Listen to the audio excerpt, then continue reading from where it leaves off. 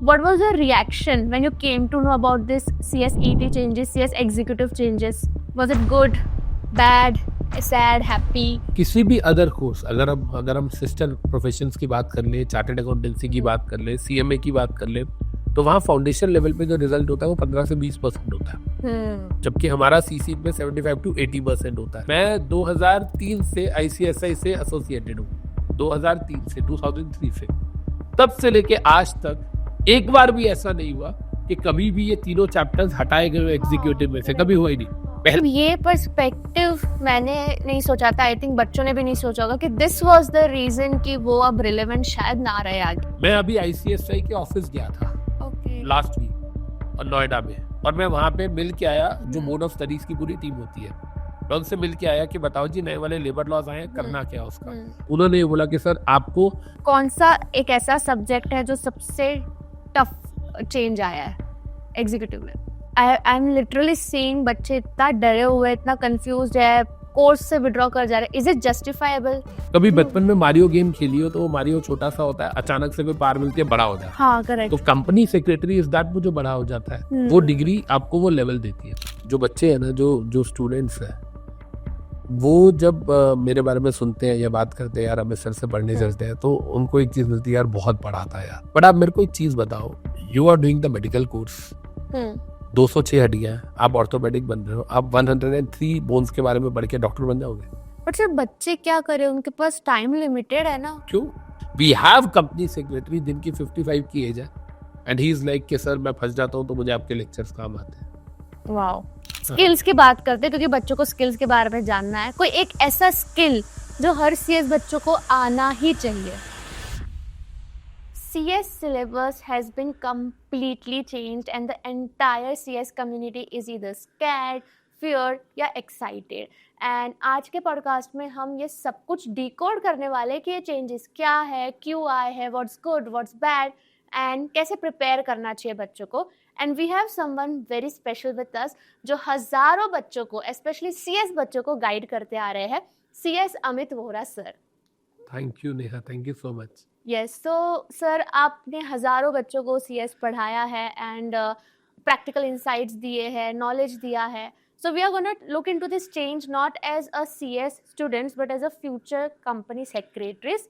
तो शुरू करते हैं। सर सबसे पहले मेरा ये क्वेश्चन है आपसे कि what was your reaction when you came to know about this CSET changes, CS executive changes?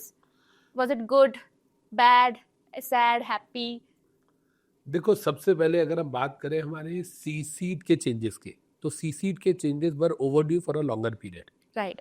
C seat में हम सब लोगों को पता है कि 75 to 80-85% रिजल्ट जाता है, जो कि किसी भी अदर कोर्स अगर हम सिस्टर प्रोफेशंस की बात कर ले, चार्टर्ड अकाउंटेंसी की बात कर ले, सीएमए की बात कर ले, तो वहाँ फाउंडेशन लेवल पे जो रिजल्ट होता है वो 15 से 20% होता है, जबकि हमारा सी सीट में 75 to 80% होता है। तो सी सीट में क्या होता है, जो एक्चुअल फिल्ट्रेशन होनी चाहिए वो नहीं होती है, first of all. And secondly, हमारे सीएस के अलावा कोई भी और प्रोफेशन अगर हम लेते हैं तो उसके अंदर हमारा जो फर्स्ट लेवल होता है, हम बोलते जरूर है सी सीट को एंट्रेंस, बट एक्चुअली में CSEET is more of the first year. भाई CSEET executive professional first year, second year, third year. तो सी सीट जो है उसको सब्जेक्टिव वे में होना ही चाहिए। आपने जब सीएस की थी तब क्या था, सब्जेक्टिव था, ऑब्जेक्टिव था? इट वाज MCQ, बट हमें हाँ फाउंडेशन था मेरा एंड हमें सेंटर में जाना पड़ता था। मेरे पहले इट वाज MCQ। या जब मैंने किया था तो सीएस फाउंडेशन था, और सीएस फाउंडेशन के अंदर तब 5 सब्जेक्ट्स होते थे, और 5 सब्जेक्ट्स जो हमारे होते थे वो होते थे 100 मार्क्स के ईच, और 500 में से आपको वही 50% एंड हर सब्जेक्ट में मिनिमम 40% वो चाहिए होता था। तो सी सीट की अगर हम बात करते हैं तो ये अच्छा है, बिकॉज सी सीट के अंदर नो डाउट बच्चों के लिए थोड़ा सा टफ हो गया, लेकिन सी सीट के अंदर सबसे बड़ी बात जो हुई है वो हुई है कि अकाउंट्स को दोबारा से ऐड ऑन कर दिया गया। और मैं बार बार बोलता हूँ कि अकाउंट सिर्फ आप इंटर में पढ़ते हो 60 मार्क्स का, उससे कुछ होने वाला नहीं है, आपको अकाउंट्स डिटेल में पढ़ना पड़ेगा। अगर हम बात करें, मान लो फॉर एग्जांपल हम सेबी की बात करें, तो सेबी अपनी रेगुलेशंस में बोलता है कि जो लिस्टेड कंपनीज है उसमें जो कंप्लायंस ऑफिसर होगा CS, वो फाइनेंशियली लिटरेट होना चाहिए, यानी कि उसको बैलेंस शीट पढ़नी आनी चाहिए, डीकोड करनी आनी चाहिए, कैश फ्लो स्टेटमेंट्स को मीनिंग निकालना आना चाहिए। ये सारी चीजों के लिए अकाउंट्स जो है वो सी सीट लेवल पे जरूरी था। तो मेरे हिसाब से जो सी सीट लेवल है, जो उसमें कोर्स में चेंजेस किए गए हैं वो बहुत अच्छे चेंजेस हैं। जो नॉन सिंसियर स्टूडेंट्स हैं, जो ऐसे ही मजे मजे में आ जाते हैं कि चलो 10 दिन में हम यूट्यूब से बढ़ के पास हो जाएंगे, वो वाली जो जनता है वो अब सीसी लेवल पे ही फिल्ट्रेशन हो जाएगी। और जो बच्चा एक्चुअल में डिजर्विंग है, अब वही बच्चा सिर्फ एग्जीक्यूटिव में एंटर करेगा। एंड मतलब आप शॉक्ड नहीं थे, आप हैप्पी थे? मतलब आई वॉज द वन जो ये बहुत टाइम से एंटिसिपेट कर रहा था कि ये आना चाहिए। एक्चुअली में जब 2022 में जब कोर्स चेंज हुआ था, तो उस टाइम पर मुझे ऐसा लग रहा था कि 2022 में आईसीएसआई से सब्जेक्टिव कर देगा। तो मेरे को उस टाइम पर शॉक लगा था कि क्यों नहीं किया। तो अभी जब सीसीट आया तो मेरा रिएक्शन वो था कि देर लगी आने में तुमको, शुक्र है फिर भी आए तो, कि चलो यार आप आ गए। एंड एग्जीक्यूटिव के चेंजेस, एग्जीक्यूटिव के जो चेंजेस है दोज आर द वन जो आई लव द मोस्ट। लेकिन मैं इसमें शॉक्ड भी हूँ बड़ी सारी चीजों में।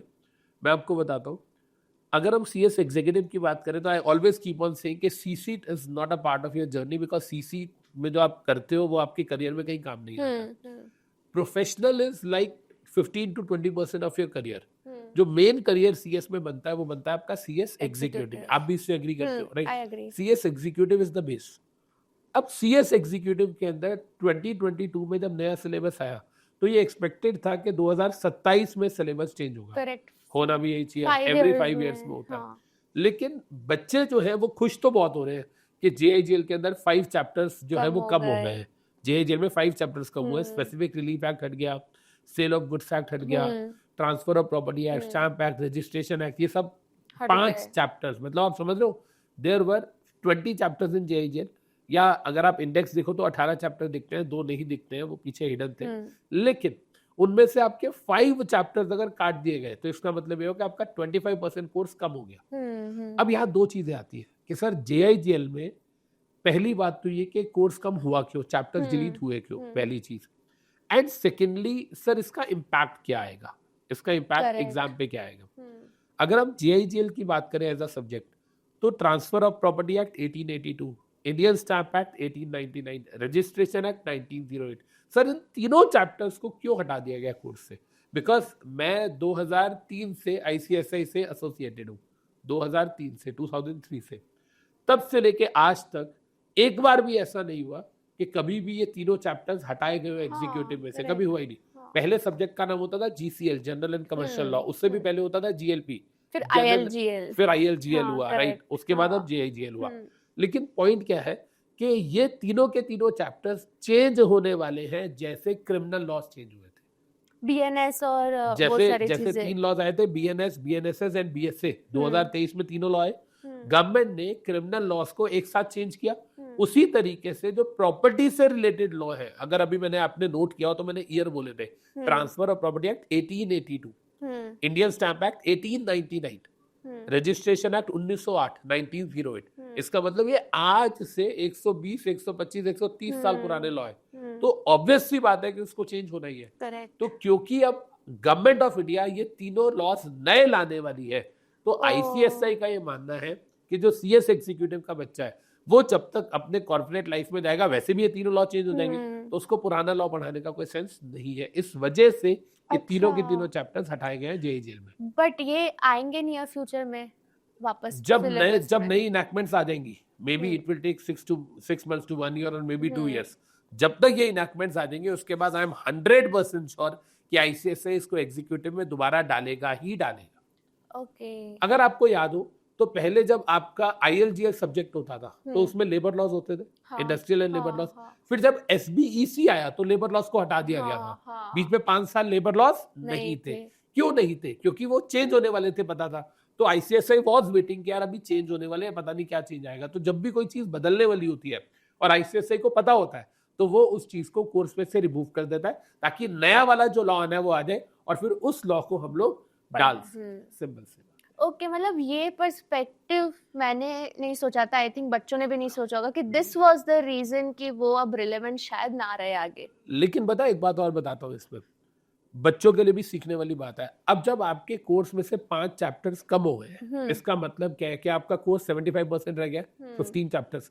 उन 15 चैप्टर्स के अंदर अब आपको डीप डाइव करना पड़ेगा। अब आपको ज्यादा डिटेल में पढ़ना पड़ेगा क्योंकि एग्जामिनर के पास अदर चैप्टर्स का स्कोप खत्म हो गया, वो इसी चैप्टर के अंदर से क्वेश्चन पूछेगा। तो अब आपको ना इन डेप्थ स्टडी करनी पड़ेगी। अगर आप सोचो कि आप सिविल प्रोसीजर कोड 1908 पढ़ रहे हो और आप ऊपर ऊपर से पढ़ के जा रहे हो तो अब वो काम नहीं चलेगा। अब आपको डिटेल में, जैसे वकील लोग पढ़ते हैं, एडवोकेट्स पढ़ते हैं जब हम लॉ कर रहे होते हैं, वैसे ही आपको पढ़ना पड़ेगा। तो sir, on a lighter note, like what will you name in one word about these changes जो ICSI ने लाए? JIGL की बात कर रहे हैं, पूरे एग्जीक्यूटिव की बात? पूरे एग्जीक्यूटिव की। देखो, अगर हम पूरे एग्जीक्यूटिव की बात करें तो कंपनी लॉ में तो रिलैक्सेशन ही मिली है आपको। एक चैप्टर होता था ऑपरेशन एंड रिस्क मैनेजमेंट, वो हट गया। अगर हम बात करें आपके इकोनॉमिक लॉ के अंदर तो उसके अंदर भी रिलैक्सेशन मिली है। बेनामी प्रॉपर्टी, फ्यूजिटिव इकोनॉमिक ऑफेंडर्स में सिर्फ अब इंट्रोडक्शन एंड ऑब्जेक्टिव आएंगे, बाकी कुछ नहीं आएगा। और एक्सटर्नल कमर्शियल वॉरिंग चैप्टर था, वो पूरा हट गया। तो ओवरऑल देखो तो बच्चे के लिए राहत वाली बात है कि हाँ यार बढ़िया है, अच्छा है, and student should be happy about this कि उसका कोर्स कम हुआ है, राइट। बट इस खुशी के साथ साथ एक ये जो आईसीएसआई ने नहीं किया, जो गवर्नमेंट ऑफ इंडिया ने कर दिया कि आपके नए लेबर लॉज आ गए। अब नए लेबर लॉज की अगर हम बात करें तो यहाँ पर ये बहुत इंपॉर्टेंट पॉइंट है बच्चे, ये आप सब लोगों को भी पता होना चाहिए।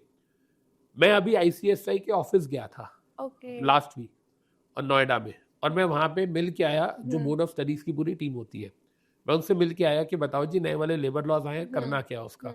देखो, अगर हम सिंपल तरीके से बात करें तो लेबर लॉज जो नए वाले हैं, इसमें आईसीएसआई ने तो कोई सिलेबस चेंज नहीं किया, गवर्नमेंट ऑफ इंडिया ने नए लॉज ला दिए, सिंपल सी बात है। अब इसमें होता क्या है, गवर्नमेंट ऑफ इंडिया ने ये लॉज लाए 21 नवंबर को, 21 नवंबर 2025 को ये नए लॉज आए, इफेक्टिव हो गए। अब ये जब 21 नवंबर को हुए तो 30 नवंबर तक की जो अमेंडमेंट्स होती है वो जून के बच्चों के लिए एप्लीकेबल हो जाती है, राइट। तो इसका मतलब जून 26 के बच्चे को ये नए वाले लेबर लॉज पढ़ने पड़ेंगे, सबसे पहली चीज। अब जो बच्चा ऑलरेडी हमारे साथ जुलाई से पढ़ रहा है, वो बच्चा ये बोलता है कि सर मैं तो ऑलरेडी आपके साथ पढ़ के लेबर लॉ खत्म कर चुका हूँ, अब मुझे दोबारा से पूरे लेबर लॉज पढ़ने पड़ेंगे। बिल्कुल पढ़ने पड़ेंगे, लेकिन लेकिन लेकिन यहाँ पर एक कैच है। अगर सब कुछ स्मूथ चल रहा होता तो मैं पर्सनली बच्चों को नए लेबर लॉज नए बैच में पढ़ाना शुरू कर चुका होता, लेकिन यहाँ पर एक बहुत बड़ी प्रॉब्लम है। प्रॉब्लम क्या है, ये जो नए लेबर लॉज आए हैं इसके अगेंस्ट पूरे इंडिया में जितनी भी सेंट्रल ट्रेड यूनियंस हैं वो प्रोटेस्ट कर रही है। ओह माय गॉड, पूरे इंडिया में प्रोटेस्ट चल रहे हैं। जैसे फार्मर्स के प्रोटेस्ट याद है आपको, फार्मर्स को लेके लॉ आए थे, उसके बाद उन्होंने 2 साल प्रोटेस्ट किया, गवर्नमेंट ने वो जो लॉस थे उसे गवर्नमेंट ने वापस ले लिया। इन द सेम मैनर यहाँ पर भी पूरे इंडिया में जितनी भी सेंट्रल ट्रेड यूनियंस है वो सबकी सब प्रोटेस्ट कर रही है कि ये वाले लॉज अच्छे नहीं है। Why are they protesting? I mean, now this is a very good question कि सर जब भी कोई नया लॉ आ रहा है, लेबर के वेलफेयर के लिए आ रहा है, चीजें अच्छी हो रही है, तो why are they protesting? ये बहुत सही क्वेश्चन पूछा आपने। अब मैं इसका आपको कुछ रीजन बताता हूँ। जैसे बात करें तो पॉजिटिव्स क्या है सर, जैसे ग्रेचुटी पहले मिलती थी, जो 5 साल काम करता था उसे ग्रेचुटी मिलती थी, अब आप 1 साल भी काम कर रहे हो तो भी आपको ग्रेचुटी मिलेगी। तो देयर आर न्यूमरस बेनिफिट्स जो लेबर को दिए जा रहे हैं, फिर भी ये सेंट्रल ट्रेड यूनियंस जो ये ऑब्जेक्शन क्यों कर रही है, मैं आपको बताता हूँ। पहले क्या होता था, एक छोटा सा वन ऑफ द एग्जाम्पल दे रहा हूँ। पहले क्या होता था, आप 1 वीक के अंदर 48 आवर्स अपनी लेबर से काम करवा सकते थे, करेक्ट, राइट। जो वर्किंग आवर्स होते हैं लेबर के वो 148 आवर्स होते हैं। 1 वीक में 48 घंटे 48 आवर्स आप काम करवा सकते हो, राइट। मैं आपको बताता हूँ कि जितने भी ये एजिटेशन हो रहे हैं, स्ट्राइक्स हो रहे हैं इंडिया में, ये क्यों हो रहे हैं। सबसे पहली चीज तो ये कि जैसे पहले क्या होता था, पुराने लॉ के अंदर क्या होता था कि आप 1 वीक के अंदर लेबर से 48 आवर्स काम करवा सकते हो, weekly working hours per 48 hours. अभी भी वो 48 आवर्स है, कुछ चेंज नहीं हुआ उसके अंदर। लेकिन पहले था कि आप एक दिन में 8 घंटे से ज्यादा नहीं करवा पाओगे काम, correct, per day 8 working hours की बात थी, या कभी कभी आप 9 वर्किंग आवर्स करा लेते थे। अब नए लॉ में लिखा गया है कि आप 12 वर्किंग आवर्स तक करवा सकते हो पर डे। अब 12 घंटे अगर आप काम करवा रहे हो तो इसका मतलब क्या हुआ कि आप 4 दिन में 48 आवर्स करा लोगे, 3 दिन आपकी छुट्टी है। क्योंकि आजकल 4 डेज का जो वर्क कल्चर है वो आ भी रहा है, स्वीडन में आ गया, बहुत सारी यूरोपियन कंट्रीज में आ गया, इंडिया में भी अब 5 डेज तो नॉर्मल हो गया। तो उसको मद्देनजर रखते हुए गवर्नमेंट ने बोला कि हम ना अपने जो ओवरऑल लिमिट 48 आवर्स की है उसे हम कम नहीं करेंगे, लेकिन इन 48 आवर्स के साथ साथ पर डे की लिमिट गवर्नमेंट ने बढ़ा दी, जिससे एम्प्लॉइज नाराज है कि अब हमारा एक्सप्लॉयटेशन और होगा। पहले क्या होता था, एम्प्लॉयर पहले भी काम कराता था 12 घंटे, लेकिन वो क्या करता था 8 आवर्स के बाद ऊपर ओवर टाइम दे देता था। 8 घंटे से ज्यादा काम कराओगे ओवर टाइम के पैसे देने पड़ेंगे, जो कि 1.5x of the basic veg होते थे। अभी क्या हो गया है कि 12 घंटे के ऊपर जाएगा तो ओवर टाइम होगा। तो एम्प्लॉइज को लग रहा है कि हमारे ओवर टाइम के चार्जेस भी मारे गए और हमें अननेसेसरली 12 घंटे तक स्ट्रेच किया जा सकता है। ये तो एक रीजन हुआ। एक और एग्जांपल देता हूँ। पहले क्या होता था, कोई भी एम्प्लॉयर जब अपने एम्प्लॉइज को ले ऑफ करता था कि भाई 1 महीना घर पे बैठो, घर पे बैठे बैठे तुम्हें 50% सैलरी मिल जाएगी, राइट। ले ऑफ करता था, काम नहीं है, कोई भी रीजन हो सकता था उसका। मान लो मशीनरी खराब हो गई है, जर्मनी से इंजीनियर्स आएंगे ठीक करेंगे, रॉ मटेरियल की शॉर्टेज है, या गवर्नमेंट का कोई प्लांट है जहां से इलेक्ट्रिसिटी सप्लाई आती है वो बंद हो गया। तो इन शॉर्ट किसी कारण से मशीन नहीं चल रही है, काम नहीं हो रहा है, तो एम्प्लॉयर कहता था घर बैठो, बैठे बैठे आधी तनख्वाह आपको मिल जाएगी। उसमें ये था, ले ऑफ के अंदर एक रूल था, अगर 100 एम्प्लॉइज से ज्यादा को आपको ले ऑफ करना है तो आपको गवर्नमेंट का अप्रूवल चाहिए होता था। मतलब अगर कोई एम्प्लॉयर है और उसको ले ऑफ करना है अपने एम्प्लॉइज को कि 1 महीना घर बैठो और आपको 50% सैलरी मिलेगी घर बैठे बैठे, तो अगर आपकी फैक्ट्री में 100 से ज्यादा लेबर है और आपको उन्हें ले ऑफ करना है तो आपको गवर्नमेंट का अप्रूवल लेना होता था। अब वो लिमिट 300 एम्प्लॉइज पे हो गई है कि अगर 300 से ज्यादा एम्प्लॉइज को ले ऑफ करना है तो गवर्नमेंट का अप्रूवल चाहिए, नहीं तो नहीं चाहिए। इसका मतलब क्या हुआ कि पहले जैसे किसी की फैक्ट्री में 200 लोग थे, उसको ले ऑफ करना था, गवर्नमेंट का अप्रूवल लगता रहा, अब नहीं लगता, अब नहीं चाहिए, क्योंकि अब तो लिमिट को बढ़ा के 300 तक कर दिया। तो ऐसा लग रहा है ये जो ट्रेड यूनियंस है इनको कि यार अब ना जो एम्प्लॉयर्स है वो अपनी मनमानी करेंगे और बिना किसी अथॉरिटी से पूछे हुए वो हमें बार बार ले ऑफ करते रहेंगे। तो जो मिड साइज जो एस्टैब्लिशमेंट्स हैं वो अपनी मनमानी करेंगी, इसको लेके सेंट्रल ट्रेड यूनियंस परेशान है। एंड इस वजह से आईसीएसआई ने भी होल्ड पर रखा हुआ है। अब ये सबसे बड़ा प्रॉब्लम है ना। आप एक चीज देखो, अगर ऐसा कुछ भी नहीं हो रहा होता, ऐसी कोई एजिटेशंस नहीं हो रही होती, कोई इंडिया में ऐसे प्रोटेस्ट नहीं हो रहे होते, तो क्लियर था कि 21 नवंबर को अमेंडमेंट आई है, आपके कोर्ट्स में एप्लीकेबल है। अब ना यही नहीं पता कि गवर्नमेंट क्या करेगी, वही ना, अब यही नहीं पता आईसीएसआई क्या करेगा। यही पूछने के लिए मैं गया था। मैं जब वहां गया तो मैंने बोला कि यार अब ये बताओ कि ये सब चीजें हो रही है तो इसके क्या चांसेस है, अब हम इसको स्ट्राइक डाउन करेंगे या हम इसे कंटिन्यू करेंगे, क्या करेंगे। उन्होंने कहा सर जो गवर्नमेंट करेगी वो हम करेंगे। ऑब्वियसली अब मान लो फॉर एग्जांपल गवर्नमेंट की एक नोटिफिकेशन आ जाए फरवरी या मार्च में कि हम नए वाले लॉस को होल्ड पे डाल रहे हैं, तो फिर आईसीएसआई भी होल्ड पे डालेगा। अभी कुछ क्लैरिटी नहीं है। तो मैंने जब आईसीएसआई से पूछा कि अब करना क्या है, तो जो वहां पर थे, जो पर्सन थे आईसीएसआई से, उन्होंने ये बोला कि सर आपको हमारे स्टडी मटेरियल की वेट करनी है। अभी we are working on it, हम दिसंबर एंड या जनवरी फर्स्ट वीक के अंदर अपना स्टडी मटेरियल ले आएंगे, तो वो जो स्टडी मटेरियल होगा वो फाइनल होगा और वो जून 26 के लिए एप्लीकेबल होगा। Okay, got it. तो आप अगर मेरे से पूछ रहे थे कि सर आप ओवरऑल चेंजेस को क्या बोलोगे, तो मैं वो नाम देना चाहूंगा, कभी खुशी कभी गम। जब जेआईजीएल देखो ना, जब जेआईजीएल में चैप्टर्स कम हुए, ईसीआईपीएल में कम हुए, कंपनी लॉ में कम हुए, तो it was a joyous moment. लेकिन जैसे ये लेबर लॉ चेंज हुआ, अभी तक क्लैरिटी नहीं है, तो कभी खुशी कभी गम इज द परफेक्ट। एंड कभी खुशी कभी गम। एंड सपोज अगर ओल्ड मूवी का कोई एक सीक्वल होता, ये जो नया सिलेबस आया है, तो old syllabus is a movie and new syllabus is a sequel, तो क्या टाइटल्स देते आप? देखो जो पहले था ना कोर्स, उसका नाम था डरना मना है। ये एक मूवी, आई डोंट नो आपको पता है कि नहीं, हॉरर मूवी है। हाँ, उसका नाम है डरना मना है, और उसका सीक्वल आया था जिसका नाम था डरना जरूरी है। तो मैं ये बोलूंगा कि now the title should be कि डरना जरूरी है। Okay, so what do you think? अभी पासिंग परसेंटेज तो इतने अच्छे हो गए सीएस कोर्स के, लेकिन सी सीट के डिक्लाइन होंगे। अब सोच के देखो, क्या सी सीट के बच्चे को डरना जरूरी है? क्योंकि आज तक वो, एक चीज समझो, पहले वो घर बैठ के पेपर देता था, अब वो सेंटर पे जाएगा।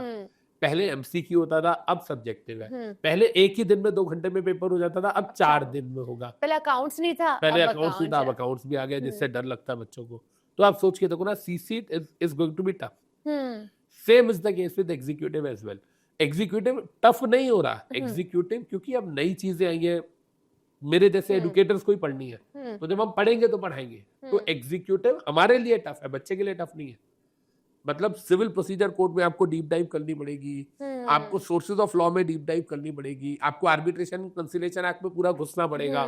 तो मतलब अगर आप मेरे से पूछोगे तो मैं बोलूंगा सी सीट बच्चों के लिए टफ हो गया और एग्जी एडुकेटर्स के लिए टफ हो गया। ओके, एंड इससे पासिंग परसेंटेज में इम्पैक्ट पड़ेगा एग्जीक्यूटिव में?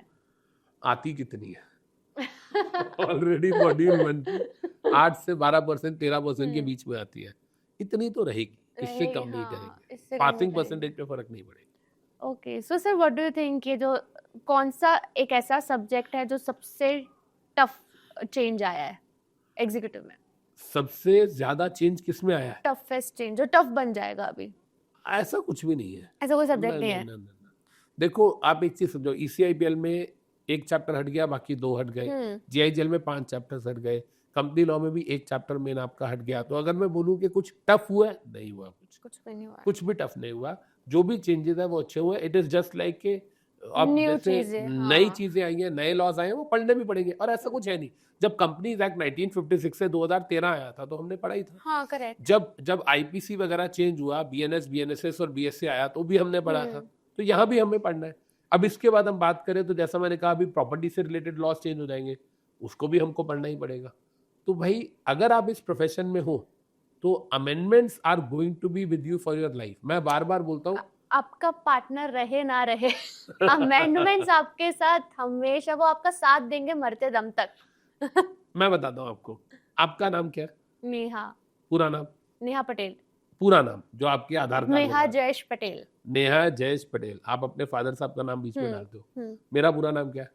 अमित वोरा। अमित अमेंडमेंट बोरा। तो it has to be in your life like your name is. अगर आप कंपनी सेक्रेटरी हो और आपको ये लगता है कि आप नई नई चीजें नहीं पढ़ोगे, it is going to be stayed with you the moment you are born till the moment you die. Your name is going to be with you. In the same manner amendments are going to be with you. Like seriously sir, मैंने क्या पढ़ा था और 5 साल में सब कुछ change हो गया है। आई एम लाइक कि मुझे वापस CS के एग्जाम देनी पड़ेगी लग रहा है, इतना चेंज हो गया है सब कुछ। जैसे बच्चे बोलते हैं ना कि हमें अपने नाम के आगे CS का प्रीफिक्स लगाना है, CS अमित वोरा। तो मैं बोलता CS का प्रीफिक्स तो लगेगा, लेकिन उसके साथ साथ आपके नाम में मिडिल नेम में अमेंडमेंट भी आएगा ही आएगा, and that is unavoidable. Wow, okay, ठीक है, अच्छा है। नहीं परफेक्ट। अब पता है सर बच्चे क्या बोल रहे हैं कि जैसे JIGL और ये सब में कम हुआ है सिलेबस, तो पेपर टफ आएंगे, ऐसा कुछ होने वाला मैंने है? जैसे अभी आपको कहा कि टफ नहीं आए, मॉड्यूल से बाहर कुछ नहीं आएगा, लेकिन मॉड्यूल में से जो चीजें आज तक नहीं पूछी जाती थी अब वो भी पूछी जाएंगी। तो मॉड्यूल के अंदर आपको मॉड्यूल को थोड़ा और डिटेल में पढ़ना पड़ेगा। बिकॉज आप एक चीज समझो, जब मेरे पास बहुत सारे ऑप्शंस है पूछने के लिए, बहुत सारे लॉज है एग्जामिनर के पास, तो वो क्या करेगा, सिविल प्रोसीजर कोड से एक क्वेश्चन पूछ लेगा, आर्बिट्रेशन से एक पूछ लेगा, सोर्सेज ऑफ लॉ से एक पूछ लेगा, लिमिटेशन से एक पूछ लेगा, क्योंकि उसको हर चैप्टर को कवर करना है। लेकिन जब नंबर ऑफ चैप्टर रिड्यूस हो गए तो उसके पास स्कोप आ गया कि वो एक चैप्टर में से 2 क्वेश्चन भी पूछ सकता है, या एक चैप्टर में से वो 3 क्वेश्चन भी पूछ सकता है। तो उस लिहाज से अगर हम बात करें तो आपको थोड़ी सी और डिटेल में पढ़ाई करनी पड़ेगी। तो ये जो बच्चों का डर है, like I am literally seeing बच्चे इतना डरे हुए, इतना कंफ्यूज्ड है, कोर्स से विड्रॉ कर जा रहे हैं, is it justifiable? No, it is not. देखो यार, मैं बार बार बोलता हूँ कि difficult roads takes you to the beautiful destination. अगर हम बात करें तो कंपनी सेक्रेटरी से ज्यादा रिवॉर्डिंग कोर्स मैंने अपनी जिंदगी में नहीं देखा। I am very honest with this यार। What I have achieved, this is everything is because of this degree only. Simple है ना। Obviously knowledge is there, hard work is there, but basically तो कंपनी सेक्रेटरी अमित वोरा, यही आता है ना, CS Amit Vora. ये जो कोर्स है, इसकी एम्पावरमेंट क्या है, ये बच्चों को रियलाइज ही नहीं होता। बच्चों को ये नहीं पता कि बॉस इससे हमें क्या ताकत मिलने वाली है। बच्चों को ना खुद को नहीं समझ आती है बात। कभी बचपन में मारियो गेम खेली हो तो वो मारियो छोटा सा होता है, अचानक से कोई पावर मिलती है, बड़ा हो जाता है। हाँ करेक्ट। तो कंपनी सेक्रेटरी इज दैट, वो जो बड़ा हो जाता है, वो डिग्री आपको वो लेवल देती है। वाओ, बचपन में आपको याद होगा, कभी हमने ना बिजनेस स्टडीज में पढ़ा हुआ है, lower level management, middle level, top level, right? Right अब आप ये बताओ कि क्या कंपनी सेक्रेटरी का कोर्स करते ही आप KMP हो, राइट, टॉप लेवल में डायरेक्टर्स के साथ हो, you are sitting next to Savitri Parekh and Mukesh Ambani? तो इसका मतलब ये कोर्स आपको बाकी सारे लेवल्स ऑफ मैनेजमेंट को क्रॉस करके सीधा right from intern level, top पे आ जाते हो आप। तो वो जो आपको एक्सपोजर मिलता है ना, वो कहीं नहीं मिलता। But at the same time उसके साथ साथ आपके पास नॉलेज होनी चाहिए, आपके पास डिटर्मिनेशन होना चाहिए। You have to be consistent with your studies. आपको ना देखो, अगर आप फर्स्ट जनरेशन प्रोफेशनल हो, मैं सबको ये बात बोलना चाहूंगा कि अगर आप फर्स्ट जनरेशन प्रोफेशनल हो, आपकी पूरी फैमिली में कोई CS नहीं है, तो इससे बड़ा स्ट्रगल ही कोई नहीं है। क्योंकि आपके पास कोई नेटवर्किंग नहीं है, आपके पास कोई सपोर्ट करने के लिए नहीं है। इट इज नॉट लाइक कि फादर सीएस है, फादर ने अच्छा खासा प्रैक्टिस बना रखी है, फादर के 400-500 क्लाइंट्स हैं, वो आपको पास ओवर हो देंगे, ऐसा कुछ नहीं हो रहा। कुछ नहीं है। तो ये एक बहुत बड़ी स्ट्रगल है, और ये सिर्फ सीएस के साथ नहीं है। आप डॉक्टर हो, एडवोकेट हो, चार्टर्ड अकाउंटेंट हो, आप किसी भी प्रोफेशन में हो, लेकिन अगर आप फर्स्ट जनरेशन प्रोफेशनल हो, then yes it is going to be a big big struggle. लेकिन मैं बोलूंगा कि उसका रिवॉर्ड है, वो डेफिनेटली रिवॉर्डिंग है, है, हाँ। वो रिवॉर्डिंग है, ट्रस्ट मी, वो रिवॉर्डिंग है। सर एक लास्ट क्वेश्चन, ये ओल्ड सिलेबस वाले बच्चों के लिए कि अब उन्हें नया सब कुछ पढ़ना पड़ेगा, तो उनको क्या स्ट्रेटजी रखनी चाहिए? लाइक उनको नया सब कुछ पढ़ना ही नहीं है यार, क्या पढ़ना है नया उनको? आप एक बात बताओ ना, जीआईजीएल अभी हम बात करें, सारे सब्जेक्ट्स कम हुए हैं, हाँ, कुछ बड़ा तो है नहीं, तो नया तो कुछ पढ़ना ही नहीं है सिवाय लेबर लॉ, वही सिवाय लेबर लॉ के और कुछ नया नहीं पढ़ना। और लेबर लॉज जो है वो डिपेंड करता है अभी आईसीएसआई पे कि वो क्या नोटिफिकेशन लाते हैं, तो we need to wait and watch.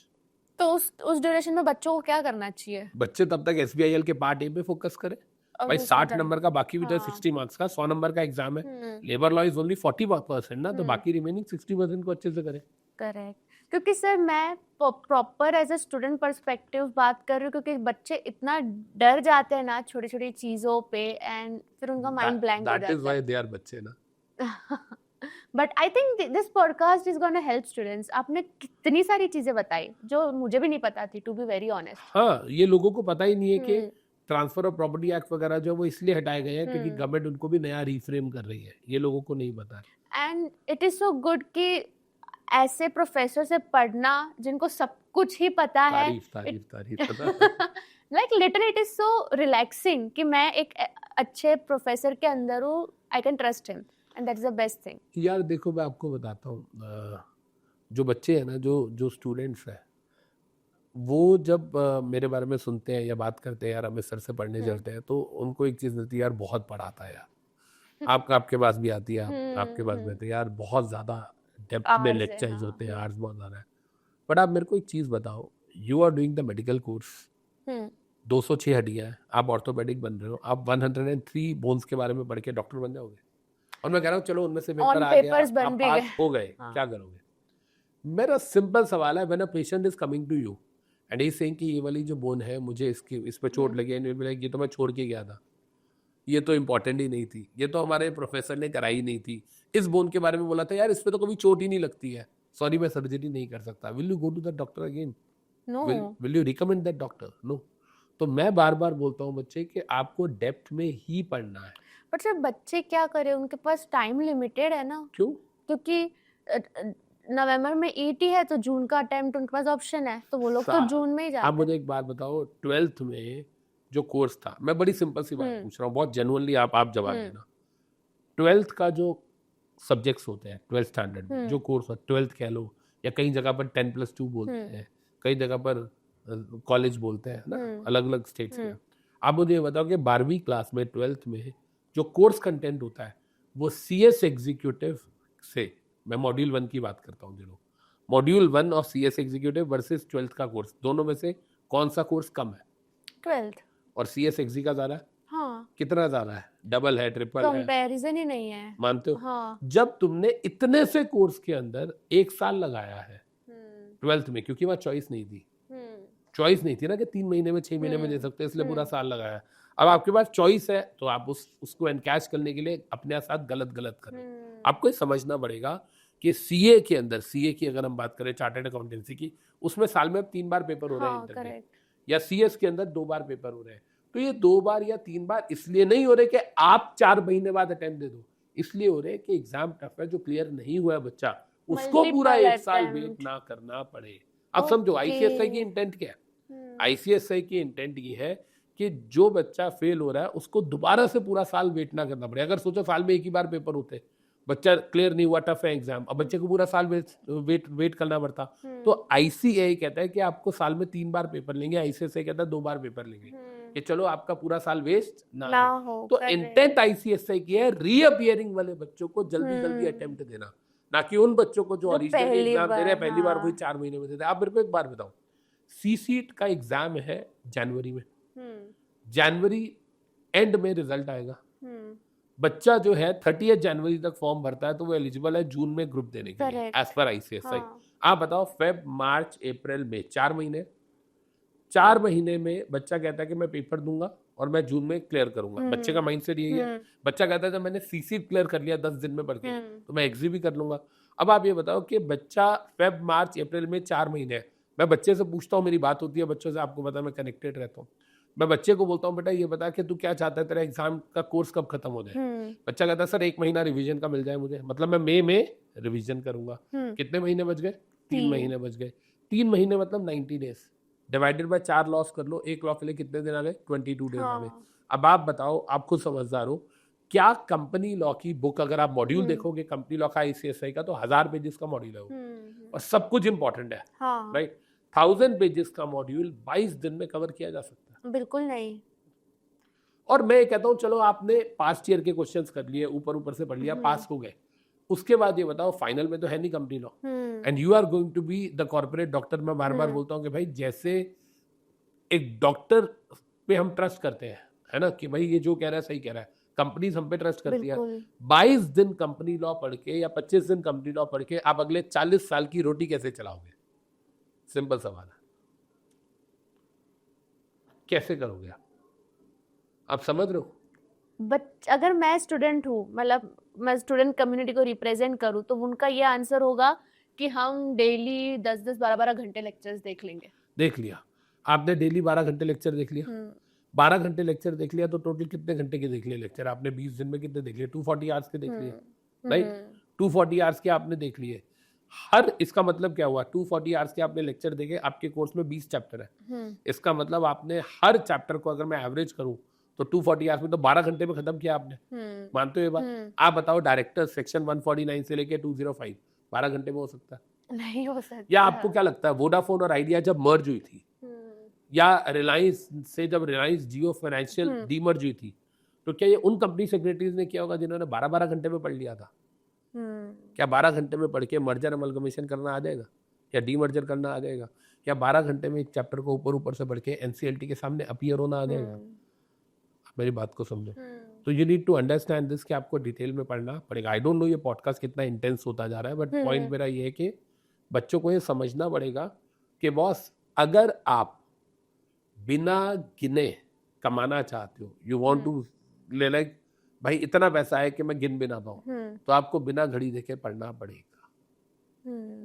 Point पता है क्या है? प्रॉब्लम क्या है? हम मेहनत करते हैं बीकॉम के जितनी, हमको सैलरीज और रिकॉग्निशन चाहिए डॉक्टर्स के जितनी, वो पॉसिबल नहीं है। सिंपल है। आपको the more you learn the more you earn, ये जो मोटो है मेरी लाइफ का, बहुत इंपॉर्टेंट है, बिकॉज आप जितना टाइम डालोगे उसमें आपको उतना ही वो ज्यादा रिवॉर्डिंग।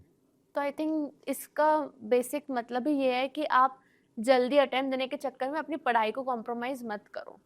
अगर आप आज 6 महीने बचाने के चक्कर में कॉम्प्रोमाइज करोगे, अगले 40 साल you are going to struggle a lot. ये फैक्ट है। करेक्ट। आप देखो ना, कितने सारे बच्चे ऐसे होते हैं जो कहते हैं कि सर मैं CS हूँ। आप बता नहीं आई शुड से दिस और not, we have more than 100 students जिन्होंने अनअकैडमी का सब्सक्रिप्शन लिया हुआ है।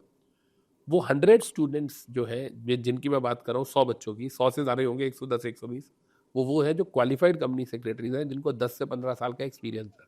What are you saying? 10 से 15 साल का एक्सपीरियंस है। कोई 2009 में क्वालिफाई हुआ है, उन्होंने अपने बच्चों के लिए लिया। उन्होंने अपने लिए लिया है। कह रहे उन्होंने अपने बच्चों के लिए लिया, अपने लिए लिया है। देखो आप एक चीज को समझो, अब पॉडकास्ट है, मैं ऐसे मैसेजेस नहीं दिखा सकता, otherwise I would have love to share the screenshots कि बच्चा कह रहा है कि सर काश आप 2009 में मिले होते तो आज मेरी इतनी बुरी हालत नहीं होती। और ऐसे 1 2 4 5 10 नहीं है, ऐसे 100 से ज़्यादा स्टूडेंट्स हैं हमारे पास जो एक्चुअली में क्वालिफाइड प्रोफेशनल्स हैं। वी हैव कंपनी सेक्रेटरी जिनकी 55 की एज है, एंड ही इज लाइक कि सर मैं फंस जाता हूँ तो मुझे आपके लेक्चर्स काम आते हैं। वाओ।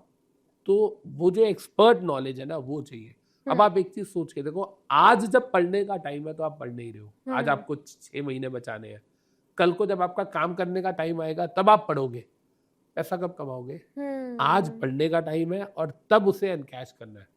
अगर आज नहीं पढ़ा और तब पढ़ा तो एनकैश करते करते तो उम्र ही निकल जाएगी। सही बात है।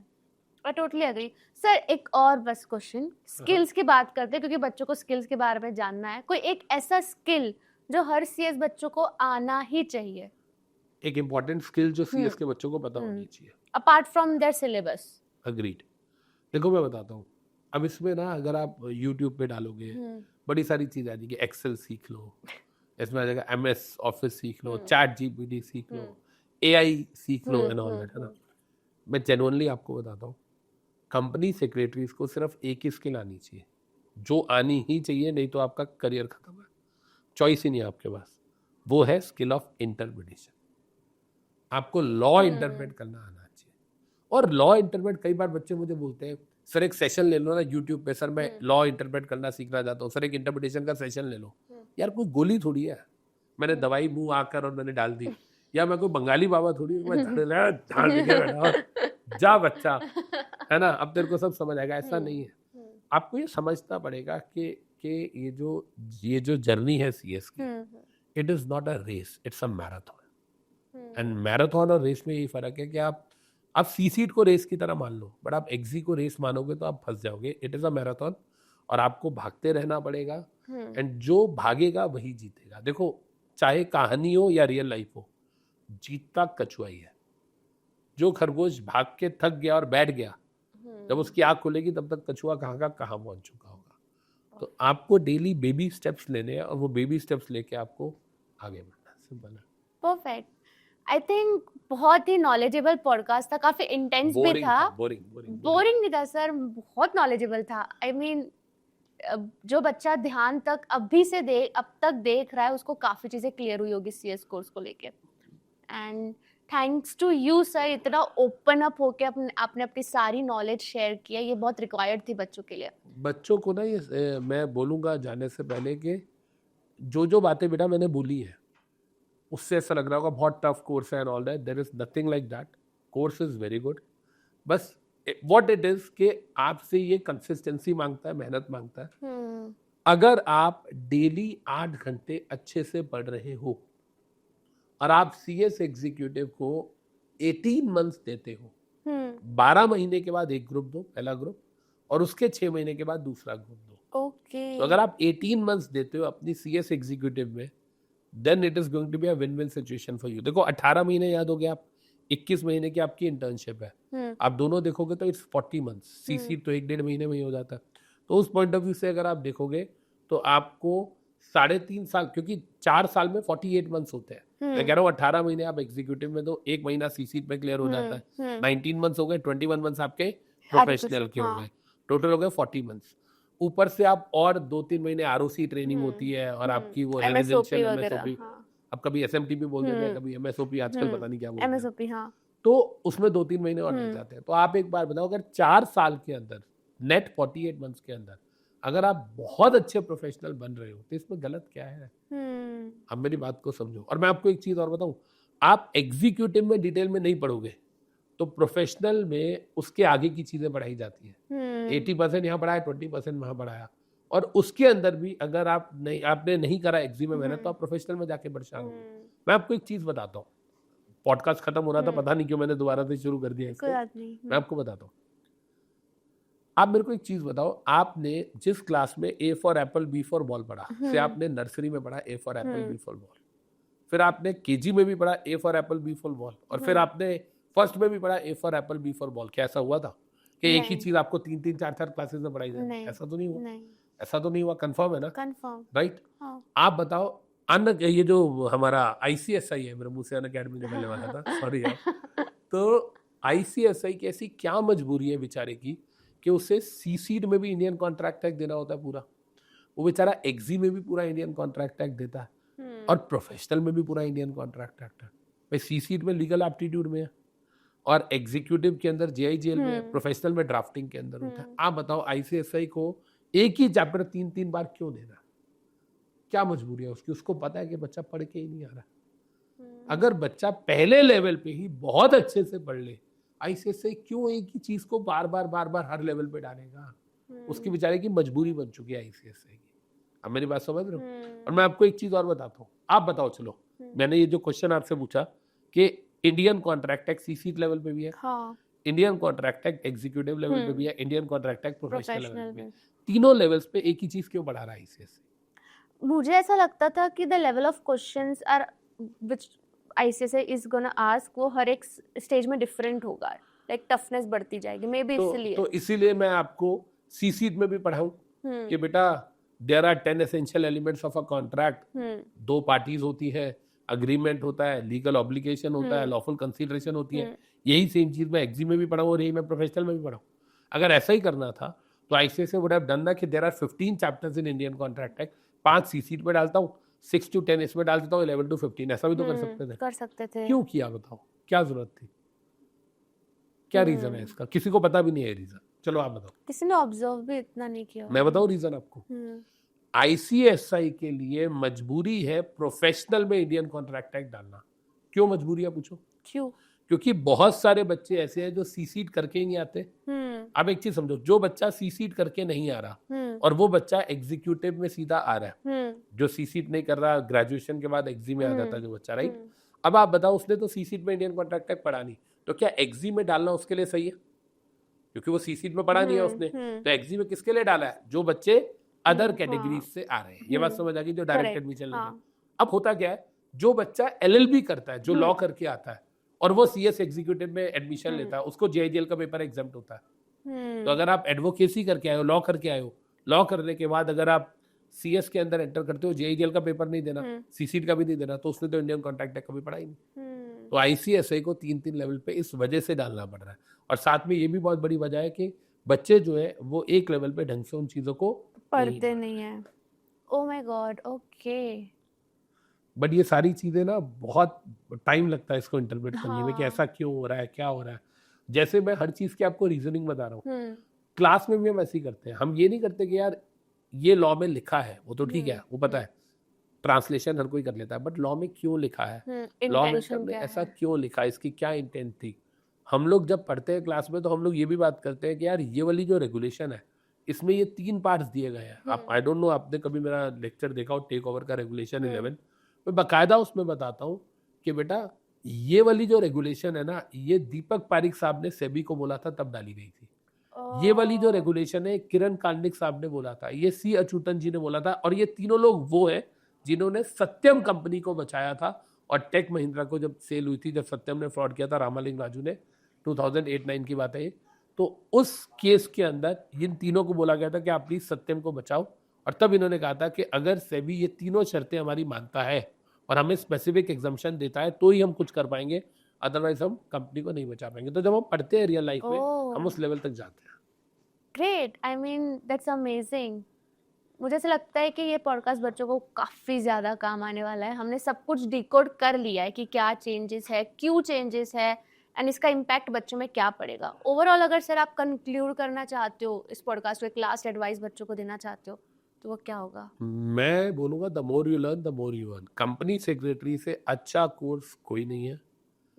मैं आपको एक चीज़ बताता हूँ, जब जिंदगी शुरू हुई थी, जब मैंने पहली बार समझ आनी शुरू होती है ना, हम गरीब हैं कि हम अमीर हैं, हमारे पास पैसे हैं कि नहीं है, फादर क्या करते हैं ना, वी स्टार्टेड आवर जर्नी जिसमें एक कमरे में 4 लोग रहते थे, मम्मी पापा मैं और बहन, एक ही रूम होता था हमारे पास। लाइफ वहां से स्टार्ट हुई थी। आज हम उस स्टेज पे है कि जितने घर में मेंबर्स है ना, उनसे ज्यादा तो फार्म हाउसेस है हमारे पास। तो ये जो जर्नी है ना, ये सिर्फ सीएस की वजह से आई है। वाओ। तो अगर आप बिना गिने कमाना चाहते हो तो बिना घड़ी देखे पढ़ना शुरू कर दो। Perfect. The most rewarding course in India अगर कोई है तो वो सीएस।